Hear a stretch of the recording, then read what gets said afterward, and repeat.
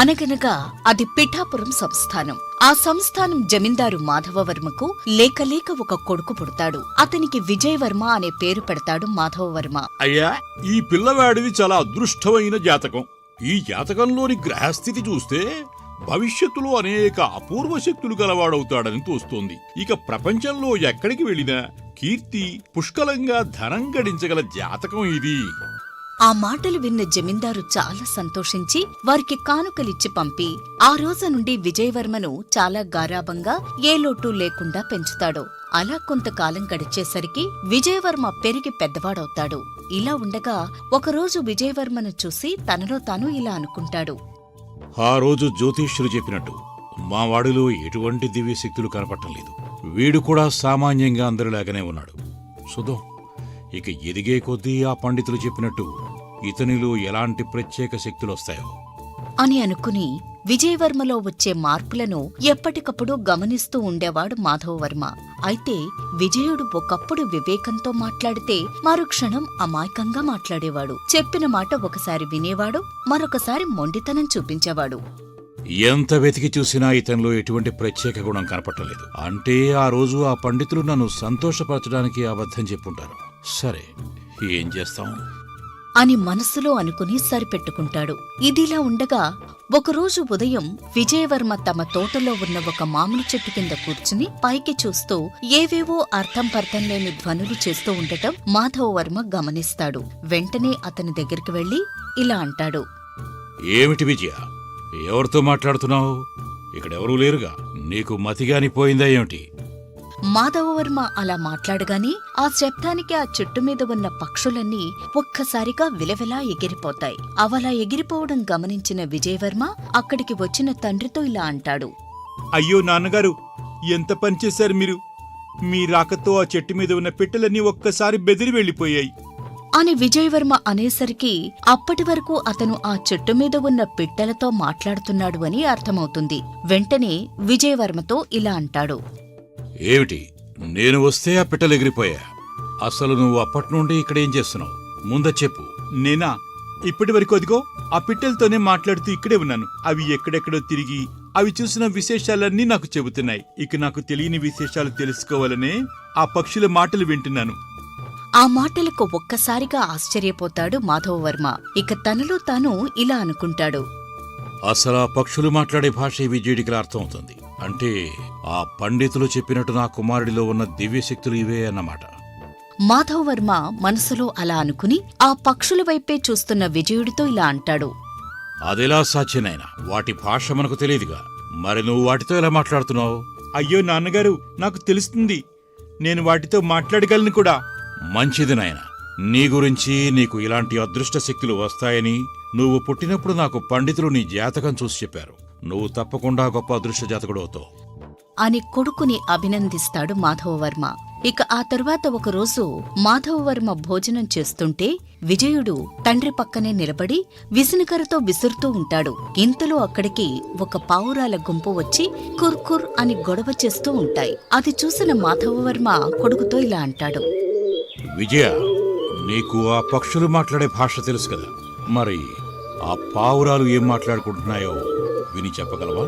తప్పకుండా నాన్నగారు, ఇదిగో ఇప్పుడే విని చెప్తాను అని అవి ఏం మాట్లాడుకుంటున్నాయో శ్రద్ధగా వింటాడు విజయవర్మ. ఆ తర్వాత తండ్రితో ఇలా అంటాడు. వద్దులేండి నాన్నగారు, అవి మాట్లాడుకునే మాటలు వినడానికి నాకే కష్టంగా ఉన్నాయి. మీరు విని సహించలేరు, అందుకే మీకు చెప్పదలుచుకోలేదు. విజయవర్మ అలా అనేసరికి మాధవవర్మకు ఎలా అయినా ఆ పావురాలు మాట్లాడే మాటలు తెలుసుకోవాలని కోరిక కలిగి విజయవర్మతో ఇలా అంటాడు. ఏమిటి, అవి ఏం మాట్లాడుకుంటున్నాయో నీకు అర్థం కావటం లేదా? అంటే నేననుకున్నట్టు నీలో ఏ దివ్యశక్తులు లేవా? నిజంగా నీలో ఆ శక్తి ఉంటే వెంటనే అవి మాట్లాడుకుంటున్నాయి నాకు చెప్పు అని కోపంగా అడుగుతాడు మాధవవర్మ. ఇక తండ్రి బలవంతం చేయడంతో విజయవర్మ తండ్రితో ఇలా అంటాడు. కోపగించుకోకండి, అవేం మాట్లాడుతున్నాయో చెప్తాను వినండి. ఇప్పుడు మీరు భోజనం చేస్తున్నప్పుడు మీకు నేను ఎలా విసురుతున్నానో భవిష్యత్తులో మీరు నాకు కూడా అలాగే విసిరే రోజొస్తుందని అవి మాట్లాడుకుంటున్నాయి నాన్నగారు. ఆ మాటలు వినగానే మాధవవర్మకు ఎక్కడలేని కోపం వస్తుంది. వెంటనే కుమారుడిపై ఆగ్రహంతో ఇలా అంటాడు. ఏమిటి నువ్వు అంటున్నది? అసలు మర్యాద లేకుండా నేను నీకు సేవలు చేస్తానని ఆ పావురాలు చెప్తున్నాయా? అంటే నేను బ్రతికి ఉండగానే నా చేత నువ్వు సేవలు చేయించుకుందాం అనుకుంటున్నావా? లేదు నాన్నగారు, నాకు అలాంటి కోరికలేమీ లేవు. నేను ఆ పావురాలు ఏం మాట్లాడుకున్నాయో అవే చెప్పాను. నాకు ఇందులో ఎటువంటి దుర్బుద్ధి లేదు. ఆ మాటలు విని మీరు సహించలేరు అని నేను ముందుగా ఆ మాటలు మీకు చెప్పను అని చెప్పాను. కానీ మీరు బలవంతం చేయడం వల్లే ఆ మాటలు మీకు చెప్పాల్సి వచ్చింది. నన్ను క్షమించండి నాన్నగారు అని వేడుకుంటాడు విజయవర్మ తండ్రిని. అయినా సరే శాంతించని మాధవవర్మ తీవ్ర ఆగ్రహంతో కుమారుడితో ఇలా అంటాడు. ఏది ఏవైనా సరే నా చేత ఉడిగించేయించుకోవాలనే నీ ఆలోచన క్షమించరానిది. నువ్వు వెంటనే ఇల్లు విడిచి వెళ్ళిపో. మళ్ళీ ఎప్పుడు నీ ముఖం నాకు చూపించుకో అని వెర్రికేకలు వేసి అక్కడ్నుండి వెళ్ళిపోతాడు మాధవవర్మ. ఇక చేసేదేమీ లేక విజయవర్మ అక్కడ్నుండి బయలుదేరి ఇల్లు విడిచి వచ్చేస్తాడు. అలా వెళుతూ తనలో తాను ఇలా అనుకుంటాడు. ఏంటి, ఆ పక్షుల ద్వారా నేను విన్న నిజం చెప్తే నాన్నగారు నన్ను ఇంటి నుండి వెళ్ళిపోమన్నారు. అయినా పర్వాలేదు, నేను ఎప్పటినుండో ఆ పక్షులు చెప్పిన ప్రపంచ వింతలు చూడాలి అనుకుంటున్నాను. ఇక అది ఈ రోజు తీరేటట్టుగా ఉంది. ఇక వెంటనే బయలుదేరి ప్రపంచమంతా చుట్టి తిరిగి వచ్చేస్తాను అని అక్కడ్నుండి బయలుదేరతాడు విజయవర్మ. ఇక ఆ జమీందారు గారి గ్రామం సముద్ర తీరాన ఉండడంతో విజయవర్మ ఒక ఓడ మీద అక్కడ్నుండి పయనమై అవతలి ఒడ్డున ఉన్న ఒక నగరానికి చేరుకుంటాడు. అక్కడికి చేరుకోగానే అతనికి దూరంగా ఒక రాజభవనం కనపడుతుంది. పోగా పోగా అతనికి రమ్యమైన పూలతోట, దాని అవతల ఎత్తైన చెట్లు గల తోపు, వాటిపై నుండి కిలకిలామంటూ ఎగిరిపోతున్న పక్షులు, అక్కడే చెట్లు కొట్టువేస్తున్న దృశ్యాలు కనపడతాయి. ఇక ఆ భవనం సమీపానికి చేరుకుని అక్కడ ఉన్న గ్రామస్థుడితో ఇలా అంటాడు విజయవర్మ. ఇదిగో మిమ్మల్ని, కనపడుతున్న ఆ భవనం ఎవరిది? అందులో ఎవరుంటారో కాస్త చెప్పగలరా? ఓ అదా, అది మా మహారాజుండే రాజభవనం. మరి ఎందుకు ఆ తోటలోని చెట్లన్నీ అలా కొట్టేస్తున్నారు? ఆ రాజభవనం చుట్టూ ఆ పక్షుల రణగుణధ్వనులేంటి? అంతా విచిత్రంగా ఉంది ఇక్కడ పరిస్థితి. అవునవును, అక్కడ సరికొత్త భవనం నిర్మించడానికి ఆ తోటలో చెట్లన్నీ కొట్టేస్తున్నారు. ఇక ఆ పక్షులు అలా ఎందుకు తిరుగుతున్నాయో ఎవరికి అంతు పట్టడం లేదు. రాజభవనం పైనే కాదు, ఆ భవనం లోపల కూడా అనేక పక్షులున్నాయి. ఇక వాటిని ఎలా వదిలించుకోవాలో తెలియక మా రాజుగారు సతమతమైపోతున్నారు. ఆ మాటలు వినగానే ఆ పక్షులతో మాట్లాడి వాటిని తాను బయటికి తీసుకురావచ్చు అనే నమ్మకం విజయవర్మలో కలిగి ఇలా అంటాడు. అవునా, అయితే ఆ పక్షుల్ని మీ రాజుగారి భవనం నుండి నేను బయటికి పంపగలను. నన్ను మీ రాజుగారి దగ్గరికి తీసుకోగలవా? ఏటేటి, నీ దగ్గర నిజంగా పక్షుల్ని ఆ భవనంలో నుండి బయటికి తీసుకురాగల ఉపాయం ఉంటే నువ్వు వెంటనే వెళ్ళి మా రాజుగారు కలవచ్చు. ఎవరైనా ఈ సమస్య నుండి బయటపడేసారు వస్తారేమోనని ఆయన నగరం అంతా సాటింపేయించి మరి ఎదురు చూస్తున్నారు. నేను రాకపోయినా కూడా నువ్వు వెళ్ళొచ్చు. అయితే సరే, ఇప్పుడే వెళ్ళి రాజుగారిని కలుస్తాను అని వెంటనే అక్కడ్నుండి బయలుదేరి రాజభవనంలోకి వెళతాడు విజయవర్మ. ఆ భవనంలో వేల కొద్దీ పక్షులు రెక్కలు టపటపా కొట్టుకుంటూ నానాగోలా చేస్తూ ఉంటాయి. ఇక రాజుగారు ఒంటరిగా ఒక గదిలో దిగులుగా కూర్చునుంటారు.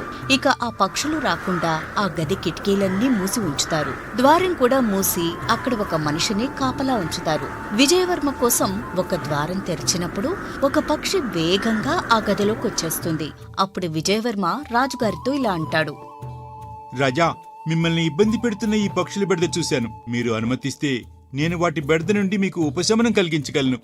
ఆ మాటలు వినగానే రాజుగారికి మహా సంతోషం కలుగుతుంది. అప్పటి వరకు వాటి నుండి ఎలా తప్పించుకోవాలా అని తెగ మదన పడుతున్న రాజుగారికి ఒక్కసారిగా ఉపశమనం కలిగినట్టు అనిపిస్తుంది. అయితే ఇంతలోనే రాజుగారికి మరో సందేహం వస్తుంది. మేము ఇంతకాలం అనేక రకాలుగా ఎంతో ప్రయత్నించాం, కానీ వాటి బారి నుండి విముక్తి పొందలేకపోయాం. కానీ నువ్వు వాటిని ఎలా బయటికి పంపించగలవు? మహారాజా, ఈ పక్షులు ఇంతలా మీ భవనంపై దాడి చేస్తున్నాయంటే వాటికి మీరు కూడా ఏదో బాధ కలిగించుంటారు. ఆ బాధ ఏంటో తెలుసుకుంటే వీటి బారి నుండి మీరు ఉపశమనం పొందవచ్చు. నువ్వు చెప్పేది బాగానే ఉంది, కానీ వాటి బాధ మనం తెలుసుకోవడం ఎలా? వాటితో మనం మాట్లాడలేం కదా. మహారాజా, మీరన్నది నిజమే, కానీ నేను పక్షులతో మాట్లాడగలను. అవి మాట్లాడే భాష నాకు తెలుసు. ఆ మాటలు వినగానే మహారాజుకి ఆశ్చర్యం కలుగుతుంది. కాని విజయవర్మను చూస్తుంటే అతను చెప్పేది నిజమే అనిపిస్తుంది. వెంటనే అతనితో ఇలా అంటాడు. ఓ యువకుడా, నువ్వు చెప్తుంది విచిత్రంగా ఉన్నా నువ్వు నిజంగా ఈ ఉపకారం చేసి పెడితే నీకు నేను రుణపడి ఉంటాను. వెంటనే నువ్వు చేయగలిగిందేదో చేసి వాటి బారి నుండి మమ్మల్ని కాపాడు. తప్పకుండా మహారాజా, ఇప్పుడే వాటితో మాట్లాడి అసలు సంగతి ఏంటో తెలుసుకుంటాను. అని విజయవర్మ వెంటనే తనతో పాటు ఆ గదిలోకి వచ్చి అప్పటి వరకు తమ మాటలు వింటున్న ఒక పక్షి దగ్గరికి వెళ్లి కోయ్ కోయ్ అంటూ ఆ పక్షి భాషలోనే ఆ పక్షిని ఇలా అడుగుతాడు. ఓ పక్షిరాజా, మీరు ఎందుకు ఇలా మా మహారాజు గారిని వేధిస్తున్నారు? మీకు కలిగిన బాధేంటి? మీరు చెబితే వెంటనే మీకు సహాయపడటానికి నేను ప్రయత్నం చేస్తాను. ఆ మాటలకు ఆ పక్షి ఏదో అర్థమైనట్టు సమాధానంగా కుర్కుర్ అంటూ ఏదో చెబుతుంది. అప్పటి వరకు అదంతా గమనిస్తున్న మహారాజు అది ఏం చెప్పిందో అర్థం కాక వెంటనే విజయుడితో ఇలా అంటాడు. ఓ యువకుడా, ఏమంటోందా పక్షి? వారికి మా వల్ల కలిగిన బాధ ఏమిటో నీకు చెప్పిందా? మమ్మల్ని వదిలి వెళ్ళిపోతావని చెప్తోందా? చెప్తాను మహారాజా, అదేం పెద్ద సమస్య కాదు. అయితే మీరు మీ తోటలోని చెట్లన్నీ కొట్టేయమని ఆజ్ఞాపించారంట. దానివల్ల వాటి గూళ్లు చెదిరిపోయి ఎక్కడికి వెళ్లాలో తెలియక ఆ పక్షులకు కోపం వచ్చి ఇదిగో ఇలా మీపై దాడి చేయటానికి పూనుకున్నాయి. మీరు వెంటనే ఆ చెట్లు కొట్టడం ఆపేస్తే అవి తిరిగి వాటి గూటికి వెళ్ళిపోతాయి. ఇక అవి ఎప్పుడూ మిమ్మల్ని బాధించవు. ఆ మాటలు విన్న మహారాజుకు తాను చేసిన తప్పేమిటో తెలిసి వస్తుంది. వెంటనే పశ్చాత్తాపపడి విజయవర్మతో ఇలా అంటాడు. నేను నిజంగా ఇది ఆలోచించలేదు. మా విలాసాల కోసం ఆ చెట్లు నరకమని చెప్పాను. కాని దానివల్ల ఇలా ఇన్ని జీవులకు నష్టం వాటిల్లుతుందని నాకు తెలియదు. నేను చాలా పెద్ద తప్పు చేశాను. వాటికి చెప్పు, నేను వెంటనే చెట్లు కొట్టడం ఆపేస్తాను. అలాగే రాజ్యంలో ప్రతి ఇంటి చుట్టూ చెట్లు పెంచమని ఆజ్ఞాపిస్తాను. ఒక జీవి మనుగడ కోసం మరో జీవి జీవితాన్ని నాశనం చేయటం తప్పు అని అందరికీ తెలియచేస్తాను. ఆ మాటలు విన్న విజయవర్మ వెంటనే యథాతథంగా ఆ పక్షికి అది తెలియజేస్తాడు. అది విన్న ఆ పక్షి అక్కడ్నుండి గిర్రున ఎగిరిపోయి మిగతా పక్షులకు కూడా ఆ సంగతి చెప్తుంది. వెంటనే అన్ని పక్షులు కలిసి ఆ రాజభవనాన్ని విడిచి మళ్లీ ఆ తోటలో ఉన్న వాటి గూటికి చేరుకుంటాయి. అది చూసిన రాజు ఇలా అంటాడు. ఓ యువకుడా, నీకు ఉన్న శక్తి అద్భుతమైంది. నువ్వు నాకు చేసిన సహాయం ఎప్పటికీ మర్చిపోను. నీకు కానుకగా ఒక పెద్ద ఓడ, అంతులేని బంగారం ఇస్తాను. నీతో పాటు తీసుకువెళ్ళు అని అనేక బహుమతులతో విజయవర్మను సత్కరించి పంపిస్తాడు ఆ మహారాజు. ఇక ఆ తర్వాత విజయవర్మ ఆ ఓడలో అనేక రాజ్యాలను సందర్శించి తన శక్తి ద్వారా ఎవరికీ తెలియని అనేక సమస్యలను పరిష్కరించి వెళ్లిన చోటల్లా గొప్ప గౌరవం, అంతులేని సంపద పొందుతాడు. అలా కొన్ని సంవత్సరాలు గడిచాక చివరకు ఒకరోజు తన ఓడలో స్వదేశానికి తిరిగి వచ్చి తన గ్రామానికి సమీప రేవులో ఓడను ఆపుతాడు. ఇక ఎవరో మహాధనికుడైన వర్తకుడు తమ రేవులో దిగేడని జమీందారుకు తెలిసి ఆ వ్యక్తి తన కొడుకేనని తెలియక అతన్ని తన ఇంటికి విందుకు పిలిచి భోజనం పెట్టి విసనకర్ర తీసుకుని ఆ అతిథికి విసరసాగాడు మాధవవర్మ. అది చూసి విజయవర్మ పక్కున నవ్వుతాడు. అప్పుడు మాధవవర్మ ఆశ్చర్యంతో ఇలా అంటాడు. ఎందుకు నవ్వుతున్నారు మీరు? మా వల్ల ఏమైనా తప్పిదం జరిగిందా? నాన్నగారు, నన్ను గుర్తుపట్టలేదా మీరు? నేను మీ కుమారుడు విజయవర్మను. ఆ రోజు పావురాలన్న మాటలు మీకు కోపం తెప్పించాయి. కాని అవి ఈ రోజు ఎలా నిజమయ్యాయో చూశారా? ఆ మాటలకు మాధవవర్మ ఇన్నాళ్లకు తన కొడుకు ఇంతవాడై తిరిగి తన వద్దకు వచ్చినందుకు పరమానందం చెంది ఇలా అంటాడు. ఏమిటి విజయ, నువ్వా? ఎంతకాలమైందిరా నేను చూసి. ఆ రోజు కోపంలో నిన్ను ఏదో అన్నాను కాని ఆ రోజు నుండి నిన్ను వెతకని చోట్లేదురా. మొత్తానికి ఎలాగైతేనే ఇన్నాళ్లకు ఇంటికి తిరిగి వచ్చావు. అంతేకాదు, ఆనాడు ఆ పండితులు చెప్పిన మాటలు కూడా నిజం చేశావు. నిజంగా నువ్వు గొప్ప అదృష్ట జాతకుడివి. ఇక నువ్వు నాతోనే ఉండిపోవాలి నాయనా. తప్పకుండా నాన్నగారు. అలా ఆ తరువాత విజయవర్మ ఒక మంచి అమ్మాయిని వివాహం చేసుకుని తండ్రి ఇంటనే ఉంటూ సుఖంగా జీవిస్తాడు. ఈ కథ మీకు నచ్చితే లైక్ చేయండి, షేర్ చేయండి. మరిన్ని కొత్త కథల కోసం మా న్యూ స్టోరీస్ బుక్ తెలుగు ఛానల్ని సబ్స్క్రైబ్ చేయండి.